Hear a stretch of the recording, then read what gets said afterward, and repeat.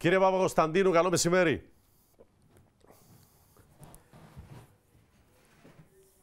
Αν να σας ακούσουμε, σας παρακαλώ, κύριε Παπακοσταντίνου.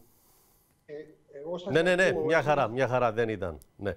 Λοιπόν, υπέστη καρδιακό επεισόδιο άνθρωπος όταν του τηλεφώνησαν για κατάσχεση των περιουσιακών του στοιχείων που βρίσκονταν μέσα στο σπίτι του. Σωστά, αυτό λέτε?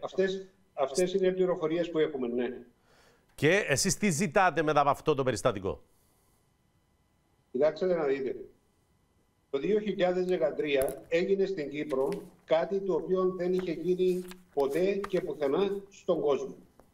Γιατί έγινε? Διότι ελήψη άλλων επιλογών η πολιτεία, το κράτος αποφάσισε να κατασχέσει ουσιαστικά περιουσιακά στοιχεία των πολιτών, τις αποταμιεύσεις ζωής ουσιαστικά, για να μπορέσει να επιβιώσει και να μην χρεοκοπήσει ούτε το κράτος, ούτε το χρηματοπιστωτικό σύστημα του τόπου.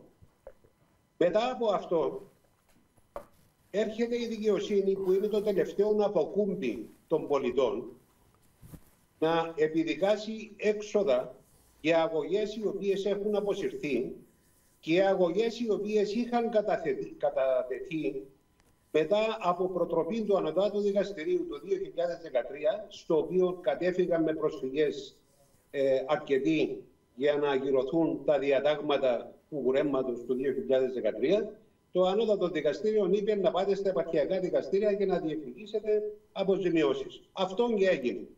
Σε κάποιο στάδιο οι νομικοί ήρθαν πίσω και είπαν τα δικαστήρια μας ενημερώνουν ότι οι αγωγές θα χαθούν. Ας μην μπούμε στη διαδικασία τώρα να εξηγούμε ή να προσπαθούμε να εξηγούμε γιατί θα χάνονταν οι αγωγές και πρέπει να τις αποσύρετε για να μειωθούν τα δικηγορικά έξοδα των εναγωμένων. Αυτό και έγινε. Η δικαιοσύνη, η οποία περιλαμβάνει τα δικαστηρία, την νομική υπηρεσία, το κράτος, γενικότερα την πολιτεία, και θα περιλάβω και την Κεντρική Τράπεζα εδώ, συμπεριφέρονται σαν να μην έγινε κάτι παράξενο ή χωρίς προηγούμενο το 2013 και επιδικάζουν έξοδα των εναγωμένων, οι οποίοι παρέλαβαν ορισμένες χιλιάδες αγωγές, οι οποίες ήταν λίγο πολύ οι ίδιες, έκαναν μία φορά τη δουλειά και τώρα έρχονται και χρεώνουν τον κάθε ενάγοντα υπέρογκα έξοδα, γιατί έχουν κατατεθεί αγωγές και έχουν αποσυρθεί αγωγές. Είναι κάτι το οποίο είναι εξωπραγματικό, για να μην χρησιμοποιήσω καμία πιο αντιπροσωπευτική λέξη, να έρχεται η ίδια η πολιτεία, η οποία αναγνώρισε, όχι από το 2013, αλλά μετέπειτα, μετά από το 2017, το 2018 ουσιαστικά, ότι αυτό το οποίο έγινε ήταν άδικο και ότι έπρεπε να δημιουργηθεί ένας τρόπος να αποζημιωθούν αυτοί οι οποίοι έγιναν οι διασώστες του κράτους το 2013. Και μάλιστα προχωρά και ένα βήμα παρακάτω και αρχίζει να λειτουργεί και το Εθνικό Ταμείο Αλληλεγγύης, το οποίο ιδρύθηκε για αυτόν τον σκοπό.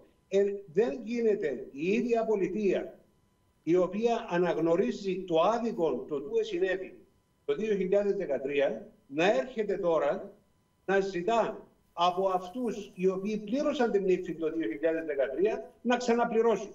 Και καλείτε με την επιστολή σας στον Γενικό Εισαγγελέα να μην υπάρχουν αυτές οι χρεώσεις, κύριε Παπακοσταντίνου. Καλούμε τον Γενικό Εισαγγελέα και θα καλέσουμε πολύ σύντομα για την Κεντρική Τράπεζα, διότι είναι οι δύο πολιτιακοί θεσμοί οι οποίοι διεκδικούν αυτά τα πράγματα. Και να σας πω και κάτι άλλο.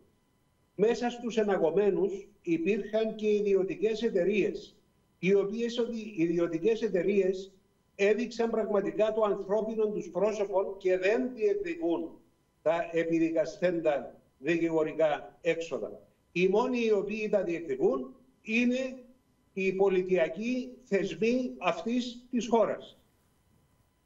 Πήρατε απάντηση ακόμη, κύριε Παπακοσταντίνου? Δεν έχουμε πάρει απάντηση ακόμα. Στο θέμα που αφορά τις αποζημιώσεις, έχουν καταβληθεί σε όλους όσους έπρεπε να καταβληθούν μέχρι τώρα, κύριε Παπακοσταντίνου? Εξ όσων γνωρίζουμε, έχουν καταβληθεί αποζημιώσεις σε φυσικά πρόσωπα, διότι αυτά περιλαμβάνει το πρώτο σκέλος του σχεδίου.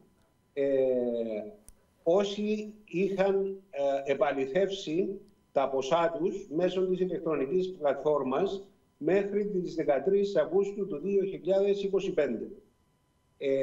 Έκτοτε έχουν επαληθεύσει και ορισμένοι άλλοι και αντιλαμβανόμαστε ότι η διαδικασία εκταμείευσης συνεχίζεται. Η πλατφόρμα επαλήθευσης θα είναι ενεργή μέχρι 30 Σεπτεμβρίου.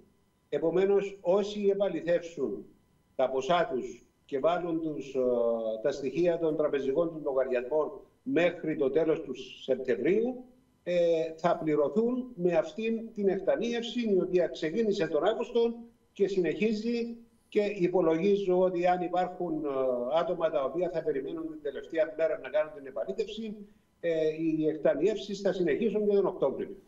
Κύριε Παπακοσταντίνου, καλό Σαββατοκύριακο. Ευχαριστούμε. Καλή συνέχεια.